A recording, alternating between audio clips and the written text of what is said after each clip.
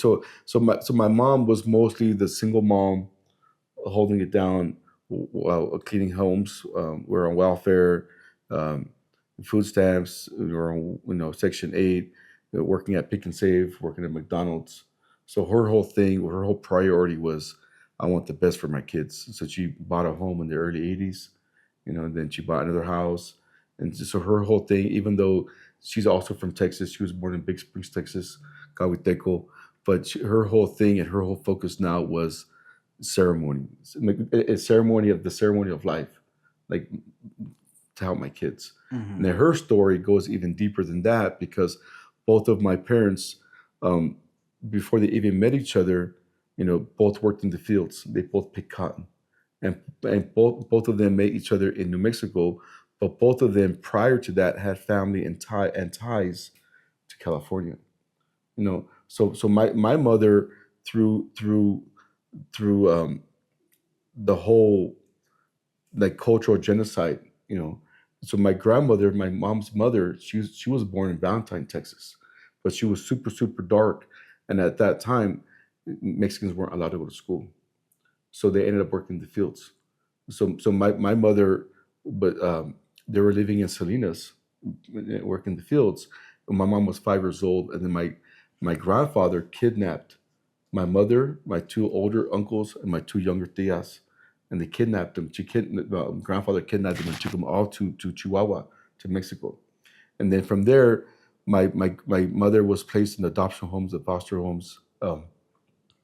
That horrible things happened to her via the Catholic Church. Yeah. And then they all worked in the fields. They went to go pick cherries in Utah and Kansas and Nebraska, and then so my mom never had a mom, you know. And then my grandfather was 39 years old, and he married a 14-year-old. Then my mom was 9 when her stepmom was 14, so she never really had a father. She never really had a mother. So when she got with my father, my father is the one who taught her how to cook, how to sew, how to be a wife. So so there's a lot of emphasis on my father regarding ceremonies and activism, but everything that happened through my mother when she was a kid, she didn't finally meet her mom, her biological mom, until she was in her early 20s.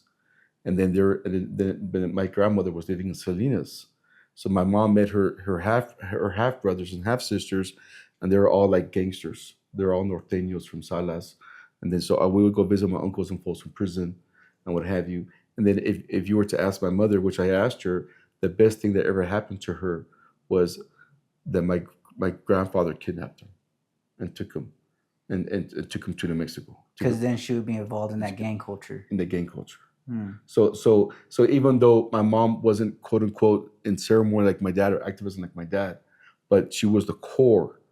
She was the core, and the message that like her message is when I asked her when you ask her, like, how did you go about this without a husband, without a mom, without a father, without a community, without ceremonies, without nothing, you know, being sexually assaulted when you're a kid by several adult men via the church. And her response is, you have to forgive. That's amazing. Yeah. So, That her story is one that is very common amongst Native women, Mhm. and that's the type of stories that we need to tell more. yeah. It's something that people don't like to talk about, which is Mhm. understandable. It's something that people don't want to hear, which is also understandable. But it's important for the healing of our culture because this happened to so many of us, Mhm. so many Mhm. of us, especially via the church and all these Mhm. different Mhm. schools, the boarding schools. Mhm. A lot of women were taken advantage of. My last podcast with Dr. Sean Milanovich, he Mhm. talked about a story that happened with his aunt, Mhm. and it was very similar. And it's hard. And thank you for sharing You're that welcome. story. Yeah.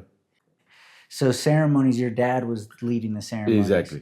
Mhm. So it's the same. That was before the Native American church was a thing, or he was a part of the Oh, Native American church.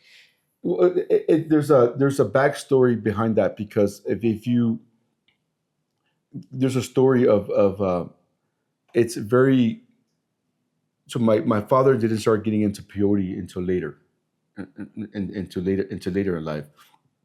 He just started going to Sundance until later in life. But at the same time, he was totally ingrained from being as a kid, like you're native. you're Chicano, you're Cahuiteco, you're Chicanindio, right? And then one of the main stories that young Christ, one of the focal points of my father's, what ingrained in him was that my grandmother, my dad's mother, her name was Guadalupe, and she was a hardcore Catholic, right? But then again, her trials, she always battled with. I never met her. She passed away in '73. I was born in '77. But what the stories that my father told me and my other relatives, my aunts and uncles, they all, is that the battle of her being native, but and also being Catholic. You know, so what happened was that my father in 1973, he had a full ride scholarship to UC Berkeley, and he was 18 years old, living in Fresno, picking grapes.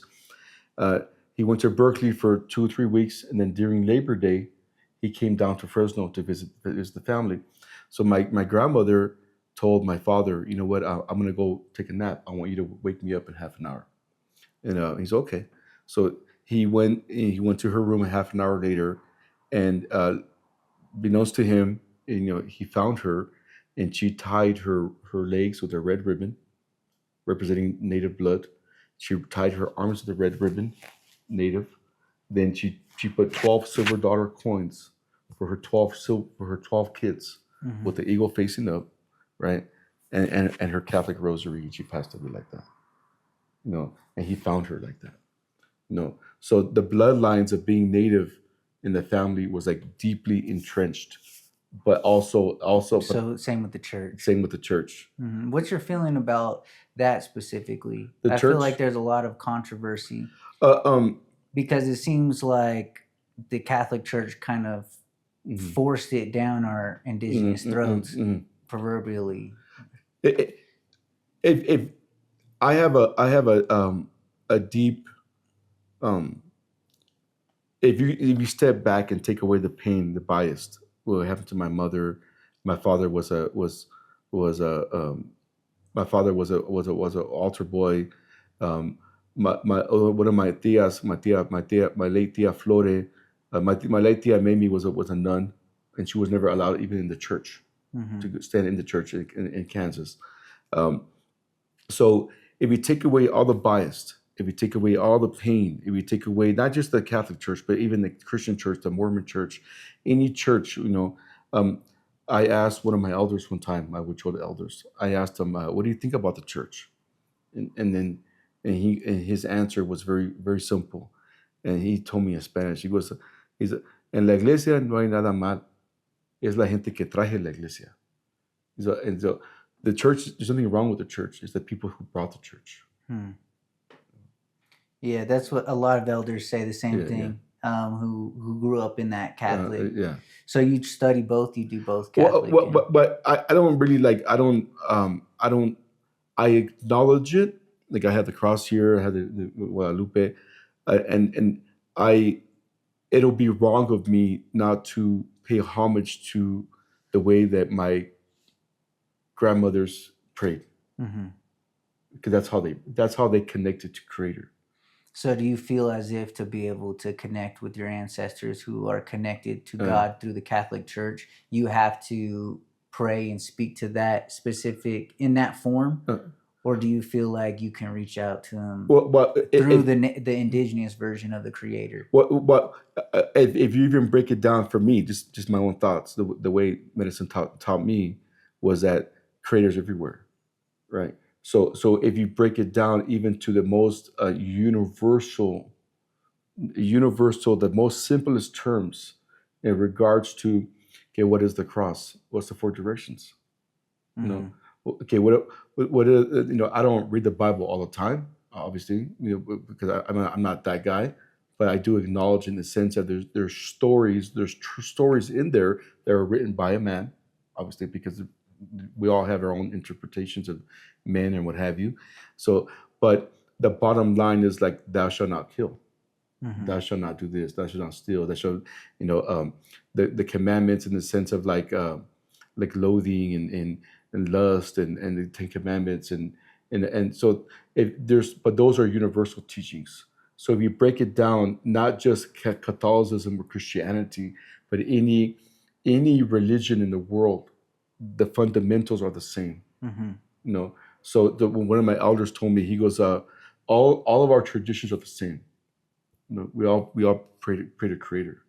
You know, the only thing that defines us culturally is through migration routes, the weather, you know, the topography of what we eat and who we pay homage to. You know, and that's the only thing that separates us. And so, as a native community, South or North America, you know, we are the same. Traditionally, we're the same.